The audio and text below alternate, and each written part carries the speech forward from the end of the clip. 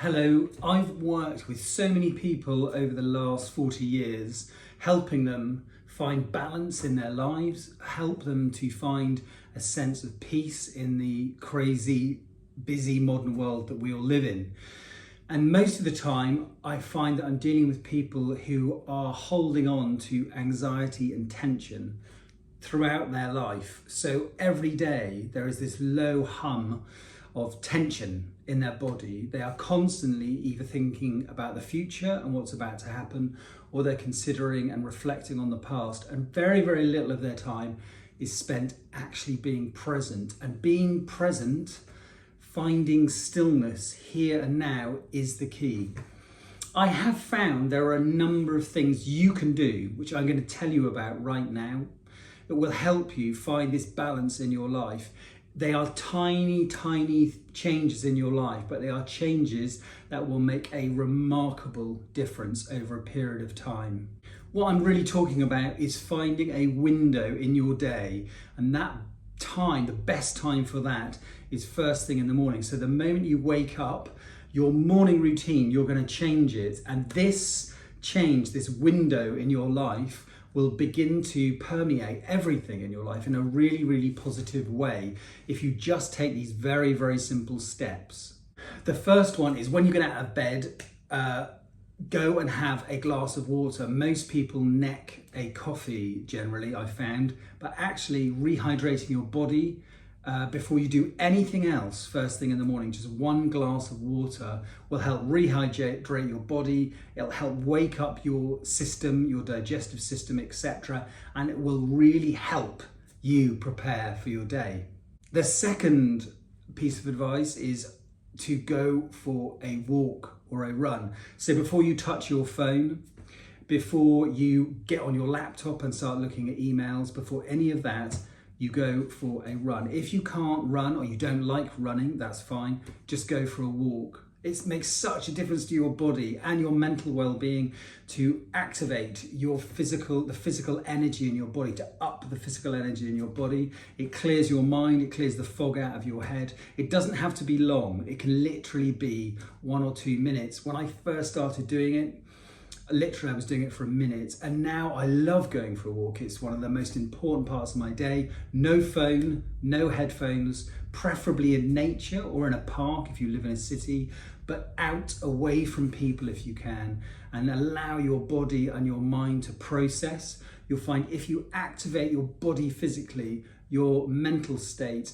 will calm, your mind will follow your body. So if your body is energized and at ease, you'll find your mind is too.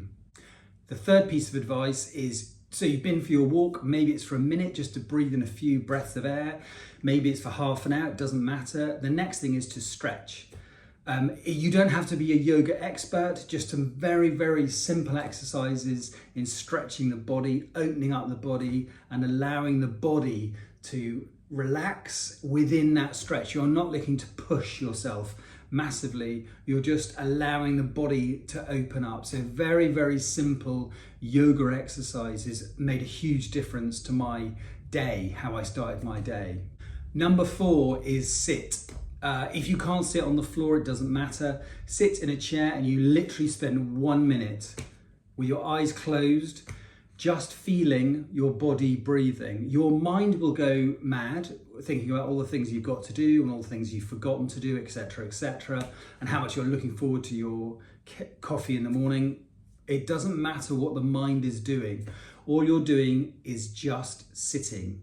It's something that we, as modern people, we don't do a lot of, reflecting, allowing the system to find balance and ease. It's amazing though. If you follow these routines, if you follow this advice, you'll find your body very, very, very quickly shifts out of hypertension into a feeling of stillness. Your body's natural state is to be still, is to be at rest, with moments of action, moments of running or whatever it might be, but in general the body and the mind are at ease, and they will very, very naturally find that if you allow this window, this gap of opportunity for stillness to arise.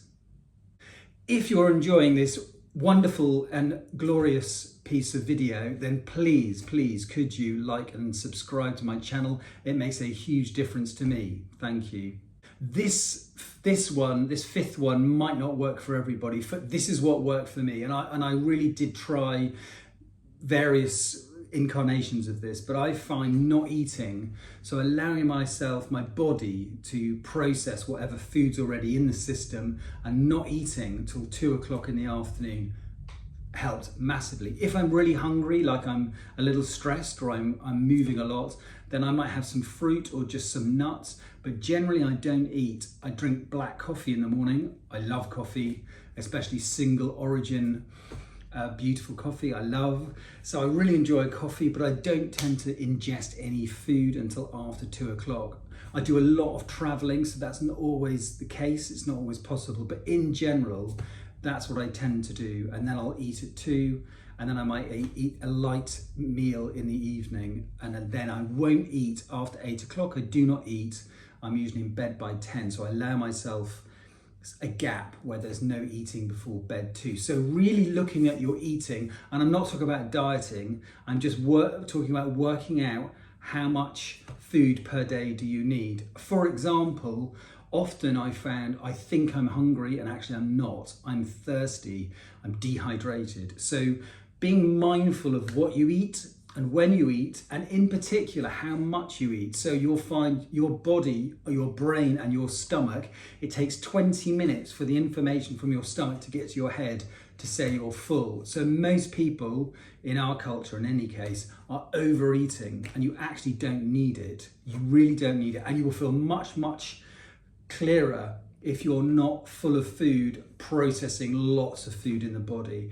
And of course, make sure that food, as much as possible, is clean food, no processed food. So I've said this before, but go to your cupboard at home. Anything that's processed, anything that's packaged, get rid. You want fresh food, fresh vegetables, fresh fruit, etc., etc. You do not want processed food. Processed food does not stimulate your body in any way, apart from it's just junk that your body has to process. It might in the moment feel nice, but very quickly you're hungry again, and then you eat more junk. So avoid junk food and really think about when you eat and how much you eat. It makes a huge difference. I do this a lot. Number 6, I do a lot, which is after I've had my coffee, I'm feeling bright and clear. I then prioritize what I'm doing today.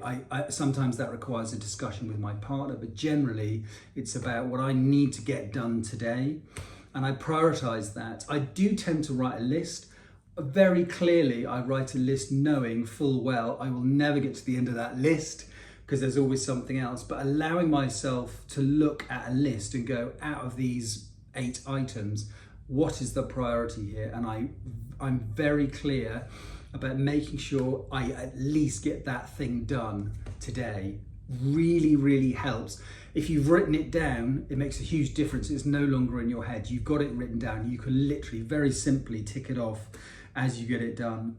Those are my tips. That's what I do in the morning. I'm very interested to hear what you do that helps you find clarity and stillness naturally in your life. Of course, what I'm talking about is not something that you need to work on for decades to achieve, this feeling of stillness and clarity. It's something inherent. It's something already in you. It doesn't require work. It just requires remembering. But I'd love to know what you think and what your tips are. What do you do in the morning that makes you clear and well and happy?